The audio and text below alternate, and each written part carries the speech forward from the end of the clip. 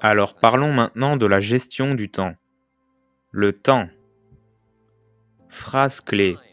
Nous avons tous une réserve limitée. Mon père a vécu 93 ans, mais cela semblait court. Dans sa vie apparemment longue de 93 ans, c'était court parce que ça semble toujours court quand nous avons l'impression de manquer de temps. L'Ancien Testament nous donne une vision de certaines personnes qui vivent jusqu'à 5, 6, 7, 8, 900 ans. Si j'avais la chance de pouvoir demander, je demanderais de pouvoir vivre aussi longtemps. Comment se fait-il que nous ayons été lésés? Ne serait-ce pas une bonne question si vous aviez la chance de demander? Imaginez 7, 8, 900 ans pour regarder génération après génération après génération après génération. Rester en bonne santé. Je veux dire, il faut être en bonne santé pour atteindre 900 ans. Il faut prendre vos vitamines.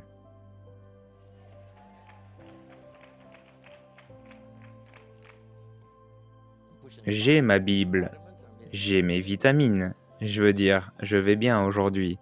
Donc, la clé est que le temps est précieux.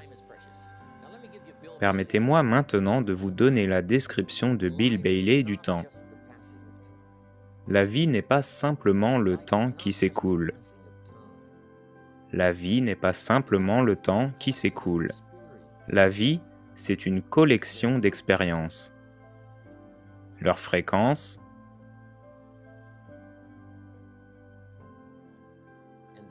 et leur intensité. La vie ne consiste pas simplement à regarder le temps s'écouler. La vie est une collection d'expériences. Leur intensité, leur fréquence. Quand mon ami Marc est décédé à l'âge de 44 ans, quelqu'un a dit « c'est jeune pour mourir ». Mais s'il a vécu plusieurs vies en une, ça ne serait peut-être pas trop jeune. Donc, voici ce que c'est. Quelle que soit la durée de votre vie, vous voulez la remplir d'expériences et d'expériences intenses.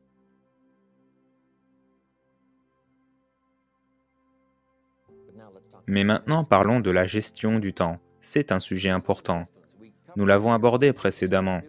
Quand devriez-vous commencer à construire cet hôtel? Réponse, dès que vous l'avez élaboré. Maintenant, notez ceci en matière de gestion du temps. Quand devriez-vous commencer la journée? Dès que vous l'avez élaboré. Planifiez la journée du mieux que vous pouvez, en laissant suffisamment de place pour l'improvisation, les surprises et tout ce qui se produit au cours d'une journée. Mais si vous avez planifié une bonne journée productive, alors commencez cette journée. Vous ne pouvez pas croire à quel point votre temps sera plus précieux.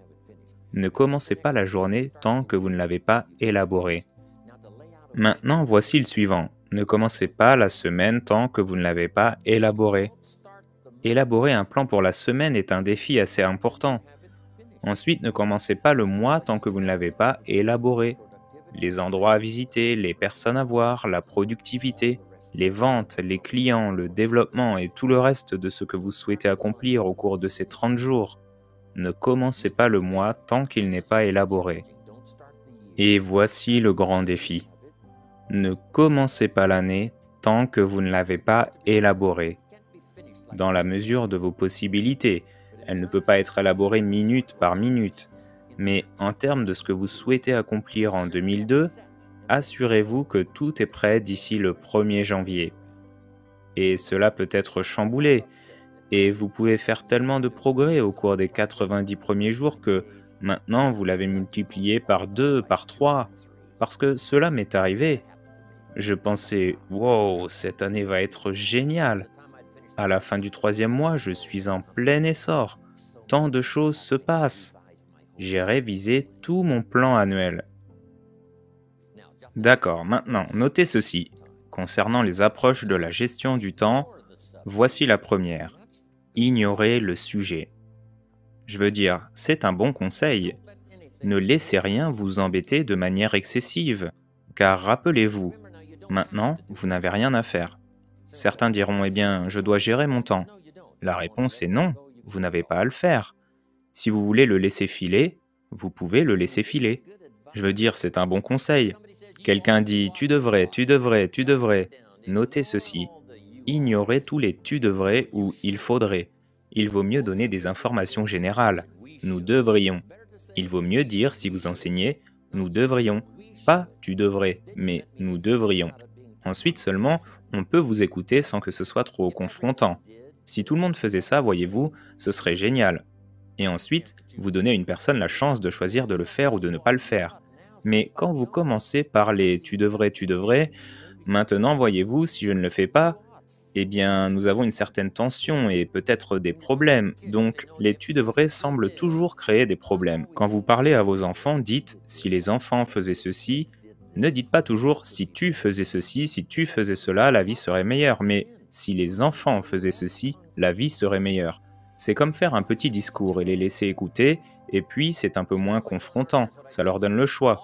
Dans l'un de mes séminaires, voici ce que j'enseigne. Toute forme de vie aspire au maximum de son potentiel, sauf les êtres humains. Toute forme de vie aspire au maximum de son potentiel, sauf les êtres humains. À quelle hauteur poussera un arbre? Aussi haut qu'il le peut. Vous n'avez jamais entendu parler d'un arbre poussant à la moitié de la hauteur qu'il pourrait. Non, les arbres ne poussent pas à moitié. Un arbre enfonce ses racines aussi profondément qu'il le peut, pousse aussi haut qu'il peut, produit chaque feuille qu'il peut, chaque fruit qu'il peut, au maximum.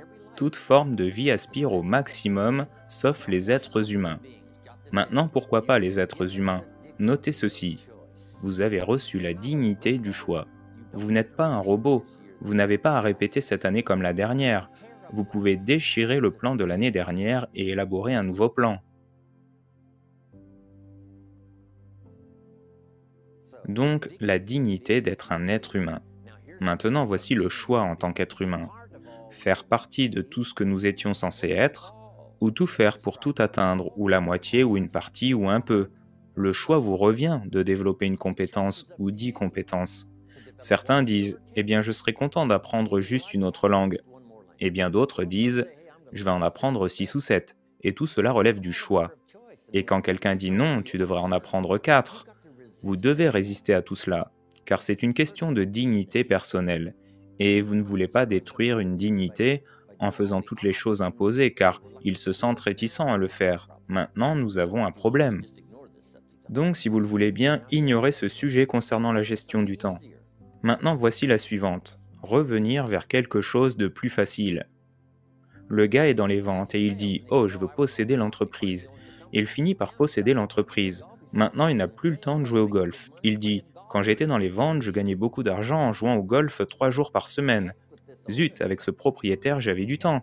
Zut, avec la gestion de l'entreprise, ma vie n'est plus celle que j'avais avant d'avoir commencé à gérer. Je retourne dans la vente. » Vous voyez, c'est la clé.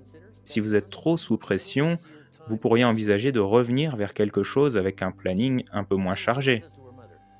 Une petite fille dit à sa mère « Papa rentre à la maison, apporte sa serviette et me tapote sur la tête en disant bonjour, disparaît et travaille sur ses papiers. Pourquoi mon papa ne joue-t-il pas avec moi ?» Et sa mère dit « Regarde, ton papa t'aime beaucoup, mais il est tellement occupé au travail qu'il ne peut pas tout faire. Il doit ramener du travail à la maison. Il t'aime, mais c'est pourquoi il ne peut pas jouer avec toi. » Et la petite fille dit « Pourquoi ne le met-il pas simplement dans un groupe plus lent ?» Alors notez ceci maintenant. Si vous n'avez pas de temps pour vos enfants, vous pourriez envisager de rejoindre un groupe plus lent. Vous vous souvenez quand j'ai dit que certaines choses pour lesquelles je me suis lancé ont coûté trop cher? Alors, reconsidérez. La prochaine clé de la gestion du temps, c'est de travailler plus longtemps et plus dur. Mais voyez-vous, il y a une limite à cela. J'ai presque perdu ma santé la première année où je suis devenu tellement fou de développement personnel et de réussite. Je suis devenu complètement fou. Vous savez, je vous ai dit que j'étais maigre, mais à la fin de cette première année, j'étais devenu une ombre qui marche. Et puis il m'est soudainement venu à l'esprit « Eh, si je devenais riche mais trop malade pour dépenser cet argent ?» Je veux dire, c'était un choc. Alors j'ai commencé, vous savez, à devenir un peu plus raisonnable parce que je me disais « Si 12 heures ne suffisent pas, je travaillerai 14 heures. Si ça ne suffit pas, je travaillerai 18 heures. » Je veux dire, peu importe le temps. Et bien sûr, ça m'a coûté trop cher. Maintenant, voyez-vous, travailler plus longtemps et plus dur pour certains pourrait être approprié. Vous savez, si vous ne faites pas grand-chose en ce moment, cela pourrait être bien de travailler plus longtemps et plus dur, Mais vous ne pouvez pas travailler toujours plus dur. Voici la clé. Ne pas travailler plus dur, mais plus intelligemment. Quand vous allez travailler aussi dur que possible, en faisant de votre mieux en termes de rendement physique dans le temps, un temps raisonnable. Maintenant, voici le summum de la gestion du temps, et c'est tout simplement de devenir plus compétent. Quand je suis entré dans la vente pour la première fois, vous savez, j'étais avec des gens qui pouvaient en obtenir 9 sur 10, 8 sur 10, et moi, quand j'ai commencé, je pouvais seulement en obtenir 1 sur 10. Mais voici ce que j'ai fait. J'ai travaillé jour et nuit, afin de compenser en nombre ce qui me manquait en compétences. C'est bon dans la vente. Vous devez noter ça. Quand vous êtes nouveau, vous compensez en nombre ce qui vous manque en compétences. Maintenant, quand vous devenez plus compétent, les chiffres peuvent diminuer car maintenant votre capacité persuasive et tout ça est si élevée que vous n'avez pas besoin de mettre autant d'heures de travail. Mais au début, si vous voulez être compétitif ou si vous voulez vraiment devenir bon, vous devez mettre les chiffres. Mais si vous obtenez plus de vous-même, que vous développez plus de vous-même, la gestion du temps devient alors une tâche plus facile. Maintenant, voici le point suivant. Soit vous dirigez le projet, soit il vous dirige. J'ai découvert que lorsque vous commencez quelque chose, au début, vous êtes aux commandes. Puis, un an plus tard, c'est lui qui vous commande. Certaines des entreprises que j'ai lancées, je vous le dis, je suis aux commandes, 2 ans plus tard, je perds le contrôle. Au début, je le tiens en échec. 2 ans plus tard, il me tient en échec. Je n'ai pas assez de temps. Je deviens étourdi en essayant de tout faire. Donc voici une partie de la clé. Prendre les commandes. Je vais prendre en charge ma santé. Un de mes albums est intitulé « Prenez en charge votre vie ». Prenez en charge votre temps, prenez en charge vos ressources. Nous allons en parler ensuite. Prenez en charge votre santé. Vous êtes celui qui en est responsable. Ce n'est pas une exigence de la société que vous n'ayez pas de crise cardiaque et que vous preniez soin de votre famille. Ce n'est pas une exigence de la société, mais vous devez en faire une exigence pour vous-même. La société n'exige pas que vous construisiez un mur financier autour de votre famille. Rien ne vous y oblige. Ce n'est pas une exigence de la société. C'est une exigence que vous vous imposez de construire un mur financier autour de votre famille à travers lequel rien ne peut passer. Voilà, alors imposez-vous le développement personnel d'être aux commandes, prendre en charge votre vie et votre santé et votre avenir et vos responsabilités et tout le reste. Ensuite, un temps raisonnable est suffisant pour atteindre tous vos objectifs. Notez ça. Un temps raisonnable est suffisant. J'ai dû apprendre ça. Un temps raisonnable est suffisant. Voici pourquoi. Ce ne sont pas les heures que vous mettez qui comptent, c'est ce que vous mettez dans les heures. Si vous commencez à déposer de meilleures idées dans les heures que vous avez plus tard que maintenant, je vous dis que plus tard, vous ne pouvez pas croire la productivité qui va en découler. Les idées auxquelles vous ne pouvez pas penser maintenant, dans un an, elles commenceront à affluer. Et lorsque vous déposez ces idées dans les heures que vous avez, la productivité se multiplie par 2, 3, 5, 10. Prochaine clé de la gestion du temps. Nous l'avons déjà abordé dans la première partie. Une liste de vos objectifs. Ensuite, établissez des priorités sur vos objectifs. Qu'est-ce qui est important cette semaine? Qu'est-ce qui est important ce mois-ci? Voici la suivante. Faites régulièrement des revues. Passez simplement en revue vos objectifs pour vous assurer que votre liste fonctionne pour vous. Elle vous inspire, elle vous stimule. Quelqu'un dit « Pourquoi es-tu debout si tôt ?» Vous dites « Si vous alliez où je vais, vous aussi vous seriez debout tôt. » Eh bien, si vous alliez rencontrer la personne que je vais rencontrer, vous seriez debout tôt. Si cela devait s'aligner pour vous comme cela s'aligne pour moi, vous seriez debout tôt. Cette première partie de l'intervention de Jim Rohn sur la gestion du temps est terminée. La deuxième partie sortira sur la chaîne très prochainement, alors abonnez-vous pour ne pas la rater. Et avant de partir, faites un tour dans la description pour des recommandations d'autres vidéos et des livres intéressants à lire pour bâtir votre réussite. À bientôt!